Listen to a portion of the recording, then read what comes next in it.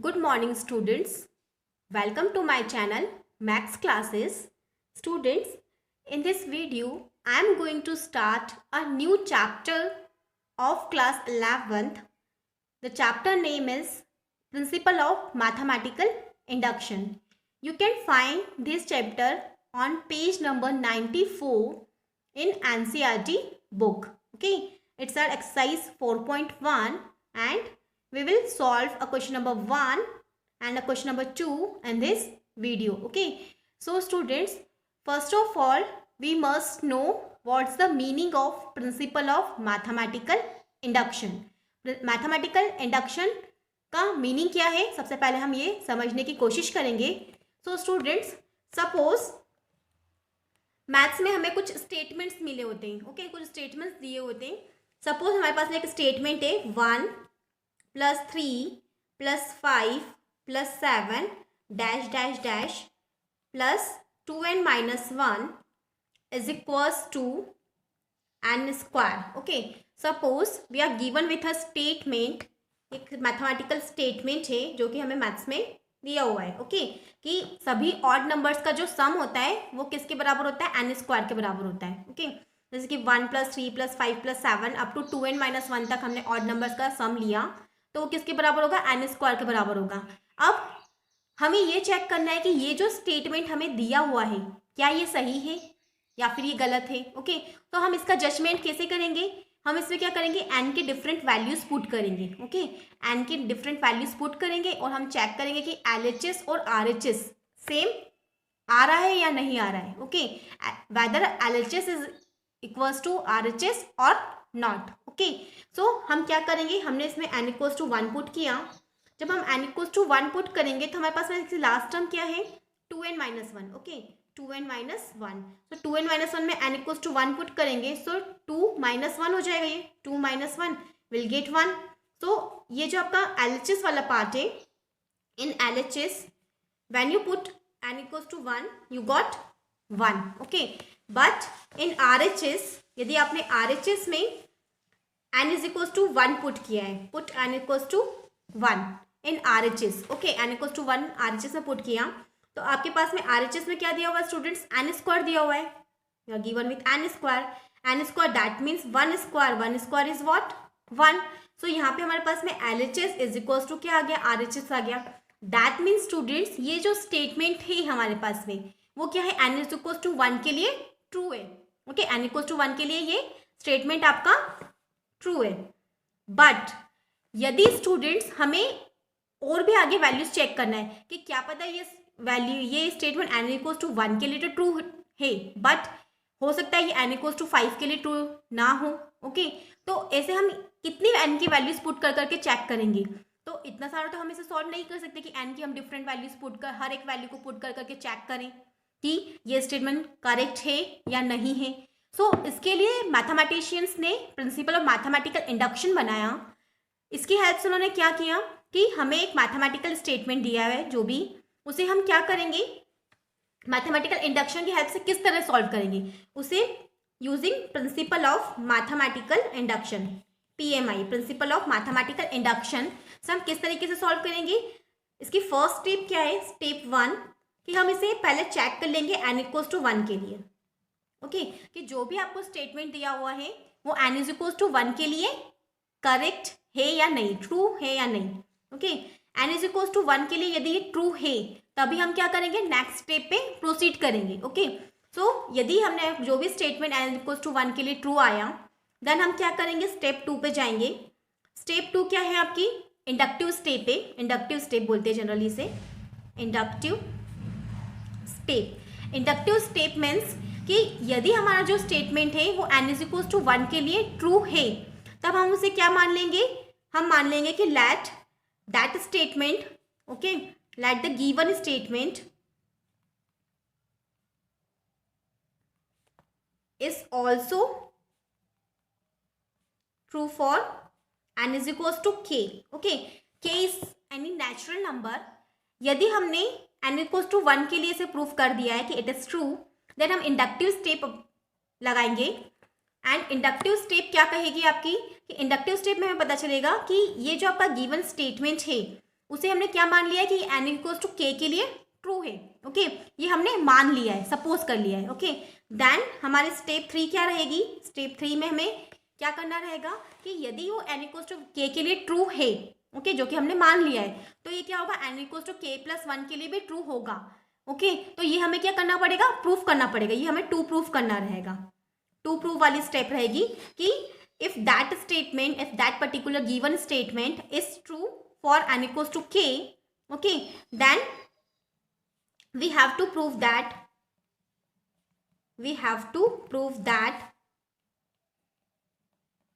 statement is also true for n is equals to k plus 1। Okay, ये तीन step यदि आपने ध्यान में रख लिए स्टूडेंट्स, तो आपका मैथमेटिकल इंडक्शन के क्वेश्चंस बहुत इजी हो जाएंगे।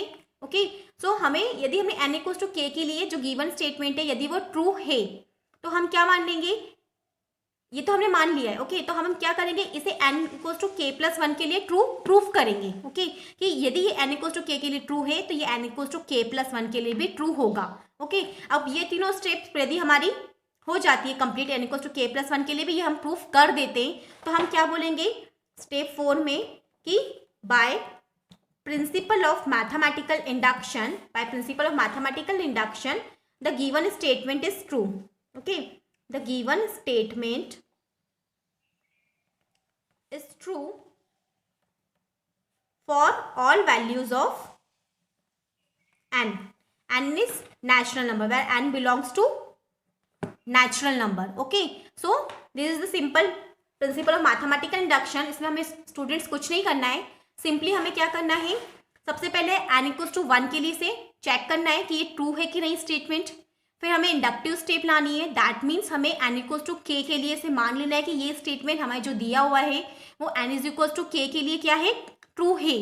देन हम क्या करेंगे? टू प्रूफ करेंगे कि यदि ये n इक्वल्स टू k के लिए ट्रू है, दैट मीन्स ये n equals to k plus 1 के लिए भी ट्रू होगा। ओके, और यदि ये तीनों स्टेप हमारी कंप्लीट हो जाती है, देन हम बोल देंगे कि by principle of mathematical induction the given statement is true for all values of natural numbers. Okay, so these are the 3 simple methods, okay, the 3 simple steps of solving any question based on principle of mathematical induction। okay, so now students we will try to solve our question number 1 of exercise 4.1। okay, our question number 1 is this,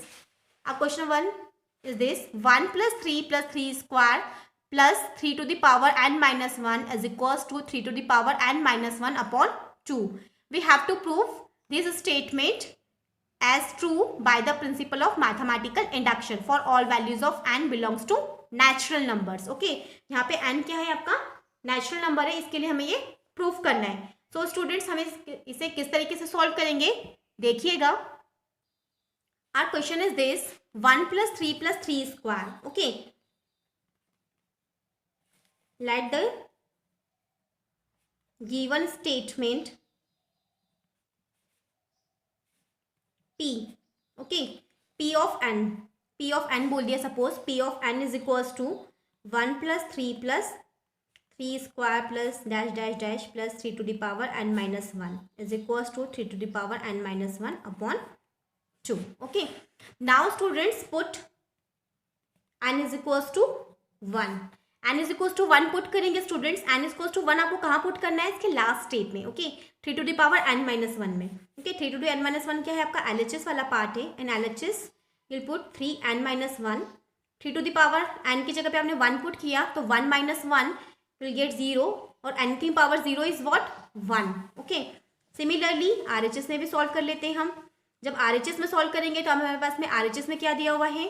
3 to the power n minus 1 upon 2, that means 3 to the power n, that means 3 to the power 1, n is 1 here, तो 3 to the power 1 minus 1 upon 2, 3 minus 1 हो जाएगा ये, 3 minus 1 that means 2, 2 by 2 is 1। okay, so LHS and RHS both are equal, that means given p of n is true for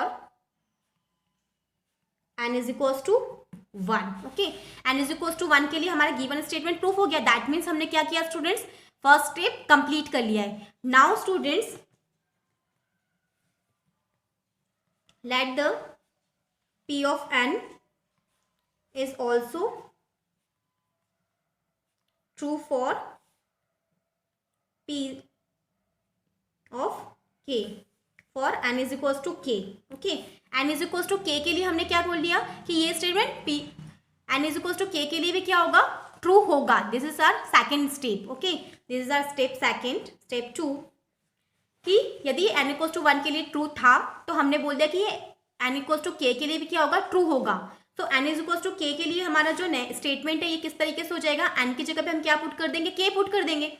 so p of k is equals to what, 1 plus 3 square plus dash dash dash plus 3 की power n minus 1 था तो ये 3 to the power क्या हो जाएगा, k minus 1 is equals to what, 3 to the power n minus 1 by 2. That means ये कितना हो जाएगा, 3 की पावर k माइनस 1 बाई 2. ये क्या हो गया, इसके लिए ये ट्रू है. दैट मीन्स ये स्टेटमेंट क्या है आपका, ट्रू है. नाउ स्टेप 3 में हम क्या करेंगे स्टूडेंट्स,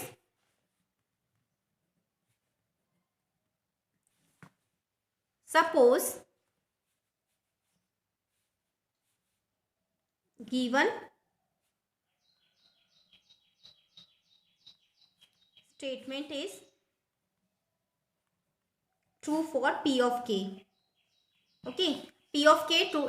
सपोज हमने क्या मान लिया स्टूडेंट्स, गिवन स्टेटमेंट क्या है, n is equals to k के लिए ट्रू है. सो हम क्या करेंगे, इसे n is equals to k plus 1 के लिए भी हम प्रूफ करने की कोशिश करेंगे. Okay, now we will prove the p of n is also true for n is equals to k plus 1. Okay, हम क्या करेंगे students, now we will try to prove the p of n is also true for n is equals to k plus 1. हम क्या करेंगे कि जो आपका given statement है n equals to k plus 1 के लिए भी ट्रू है ऐसा प्रूफ करने की कोशिश करेंगे. इसके लिए हमने क्या किया स्टूडेंट्स, यहाँ पे p ऑफ k प्लस 1 लिया. Okay, p of k plus 1 लिया, k प्लस 1 के लिए प्रूफ करना है तो p ऑफ k प्लस 1 किस तरीके से हो जाएगा, 1 प्लस 3